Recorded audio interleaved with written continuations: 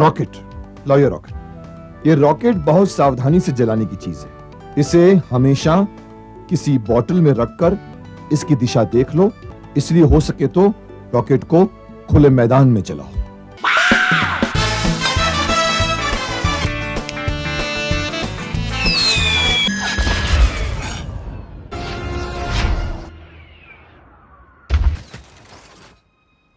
छोटी छोटी मगर मोटी बातें। हे गाइस, कॉमिक वर्स के एक और एपिसोड में आप सभी का स्वागत है। तो कितना भी जस्टिस लीग या एवेंजर्स की कॉपी या फिर इविल वर्जन बोल दो, ये बात तो माननी पड़ेगी कि बॉयज के दोनों ही सीजन्स बहुत नासू निकले। सुपर हीरो जॉनर में खुद की एक जगह बनाई और साथ में क्या एंटरटेन किया हमको। और भले इसके सीजन 2 की एंडिंग 1 के जैसे क्लिफहैंगर वाली नहीं थी और ऑलमोस्ट सारी बातों के जवाब मिल भी गए हमें, लेकिन फिर भी कुछ ऐसे सवाल थे जो अभी भी दिमाग में घूम रहे हैं। तो कॉमिक वर्स से मैं हूं मोहित और आज हम बात करेंगे उन 7 सवालों के बारे में जो बॉयज के सीजन 2 खत्म होने के बाद भी हमारे मन में है। तो बिना फकिंग डायबॉलिकल बोले चलिए शुरू करते हैं। और हाँ, सीजन 2 और 1 को लेकर काफी बड़े बड़े स्पॉयलर्स होंगे, तो ध्यान रखना।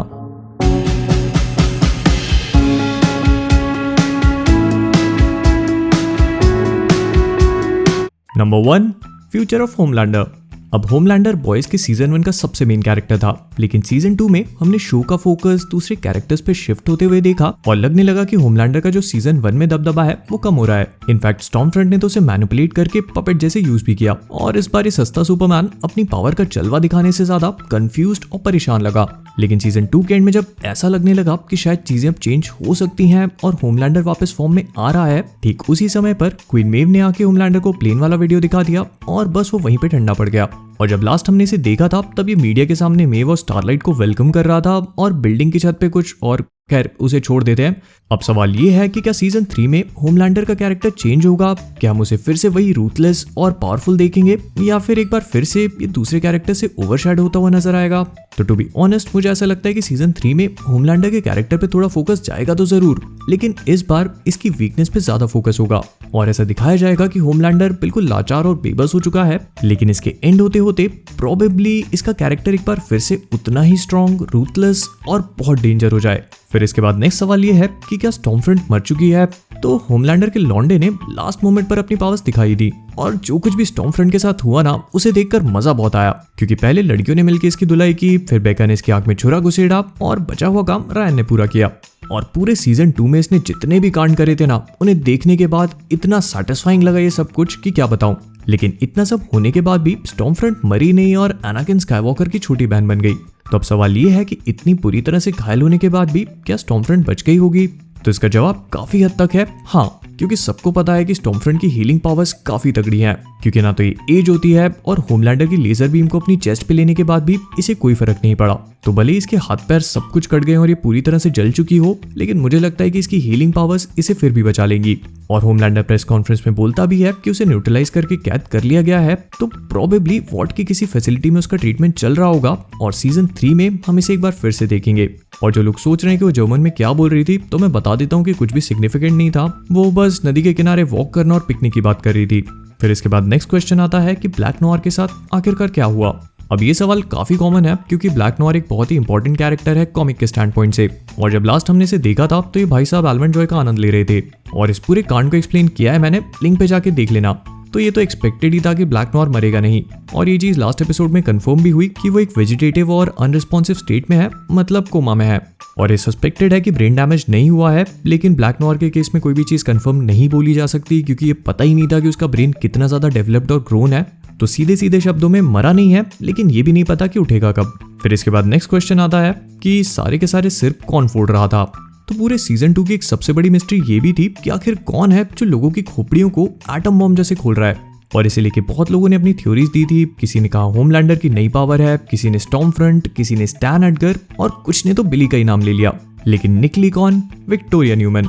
मतलब जो कांग्रेस की मेंबर सूप्स के खिलाफ मोर्चा संभाल रही थी, वो खुद ही सूप निकली। फिर लोग बोलते हैं कि हर कहीं गंगाधरी शक्तिमान है बोल देता है। अब यहाँ क्या बोलूं, जादुई धूप है। खैर, तो विक्टोरिया के सीक्रेट को देखने के बाद मेरे तो तोते ही उड़ गए। ऑल्दो मैंने ये सोचा था कि उस ट्रायल के टाइम पे जब सब मर रहे हैं तो इसके बचने का मतलब है कि ये कोई इंपॉर्टेंट कैरेक्टर तो होगी, लेकिन सारे कांड यही कर रही है, ये तो मैंने कभी भी नहीं सोचा था। और विक्टोरिया न्यूमैन के इतना डेंजरस सूप होने के कारण से अब सीजन 3 की पॉसिबिलिटीज काफी बढ़ चुकी हैं, क्योंकि अगर एक अननोन इतना पावरफुल सूप अगर बहुत ऊपर वाली पोजीशन पे पहुंच जाएगा तो न जाने क्या क्या कर सकता है वो। नंबर 5, अब बिली का क्या होगा? तो बिली का सीजन 3 फ्यूचर बहुत क्लियर है, वही सेम सूप्स का पीछा करना, उन पे नजर रखना और मौका मिले तो काम डाल देना। और भले ही सीजन 1 और 2 में वो ये सारी चीजें बेका के लिए कर रहा था, लेकिन सबको पता है कि ये सब कुछ एक बहाना था और रियलिटी में उसका बस एक ही मकसद है, सूप्स का पीछा करना, उन्हें हंट करना और उन्हें इस पूरी दुनिया से साफ कर देना। तो रायन और पेका के पिक्चर से आउट होने के बाद अब बिली फिर से CIA के लिए वही सूप्स को हंट करने का काम करेगा। और रही बात ह्यूई, किमिको, MM और फ्रेंची की, तो ये सब लोग फिलहाल तो अलग हो गए हैं, लेकिन सीजन 3 इन सबको वापस लेकर आएगा ही आएगा, जो मुझे लेकर आता है हमारे अगले क्वेश्चन पे। नंबर 6, सीजन 3 कब आएगा और इसके प्लॉट डिटेल्स क्या हो सकती हैं? तो फिलहाल सीजन 3 की रिलीज डेट पर कोई भी इन्फॉर्मेशन नहीं है और शो रनर्स अभी भी इसकी स्क्रिप्ट पे काम कर रहे हैं, तो प्रोबेबली अर्ली 2021 में इसकी फिल्मिंग स्टार्ट हो जानी चाहिए। और अगर कोविड ने और ज्यादा कहर नहीं बरसाया तो प्रोबेबली नेक्स्ट ईयर नवंबर या दिसंबर तक हमें सीजन 3 देखने को मिल जाएगा, क्योंकि सीजन 2 के एंड तक सारे कैरेक्टर्स की स्टोरियां खत्म हो गए हैं। जैसे बुचर और पेका वाली स्टोरी खत्म, MM, फ्रेंची और किमिको अपने रास्तों पे अलग निकल गए हैं, ह्यूई ने नई जॉब ढूंढ ली है, फिर स्टारलाइट, होमलैंडर, क्वीन मेव और A-Train वापस 7 में आ चुके हैं। तो कुल मिलाकर सब चीजें वहीं पर पहुंच गई हैं जहां से शुरू हुई थी और कोई भी लूज एंड नहीं है अब, 1-2 को छोड़ के। अब सीजन 3 के स्टार्टिंग में कोई ना कोई बड़ा कांड होगा जो इन सबको हिला देगा और ये सब वापस आएंगे। लेकिन हाँ, एक चीज है जो मुझे लगती है और वो ये है कि सीजन 3 में टाइम जंप होगी, भले ही वो 1 साल या कुछ महीनों की हो, लेकिन टाइम जंप होने की प्रोबेबिलिटीज बहुत हाई है। और इस बारे में आप सभी को क्या लगता है कमेंट्स में बताना। फिर नंबर 7, कौन कौन से नए हीरोज हमें देखने को मिलेंगे? अब लैम्पलाइटर और स्टॉर्मफ्रंट के अपीयर होने के बाद ऐसा हो ही नहीं सकता कि सीजन 3 में हमें कोई भी नया सूप देखने को ना मिले। और एक तो कंफर्म भी हो गया है, सोल्जर बॉय, जिसका रोल सुपरनैचुरल वाले जेंसन एक्ल्स प्ले करेंगे और ये लिटरली कैप्टन अमेरिका लाइट है। इसकी कॉस्ट्यूम, शील्ड और पावर से लेकर देशभक्ति तक सब कुछ कैप से मिलता है, बस उनके जैसा कॉन्फिडेंस नहीं है, जिसका आई एम वेरी श्योर कि शो में बहुत मजाक बनेगा और प्रोबेबली अब 7 का नया मेंबर यही होगा। इसे देखने के लिए मैं तो बहुत एक्साइटेड हूँ, लेकिन इसके अलावा भी कॉमिक बुक्स में बहुत सारे सूप्स ऐसे हैं जिन्हें शो लेकर आ सकता है, जैसे टेक नाइट या काउंटेस, जिनका तो शो ऑलरेडी मेंशन कर भी चुका है, या फिर लव सॉसेज को भी वापस लाया जा सकता है। तो आई जस्ट होप कि ये सारे के सारे किसी ना किसी फॉर्म में अपीयर हों। और इन सब चीजों के बारे में आप सभी को क्या लगता है कमेंट्स में बताना मत भूलना। तो विद दैट बीइंग सेड, हम लोग इस वीडियो को यहीं पे रैप अप करेंगे। अगर आपको वीडियो पसंद आया हो तो प्लीज इसे लाइक और शेयर करना मत भूलिएगा। चलिए एम करते हैं 10,000 लाइक्स का। इसके साथ ही साथ अगर आप सभी लोग कॉमिक वर्स पे नए हो और वो नीचे वाला बटन अगर रेड दिख रहा है तो उस पे भी बढ़िया अपनी उंगलियों के सुपर पावर का इस्तेमाल करिए और उसे ग्रे बनाइए।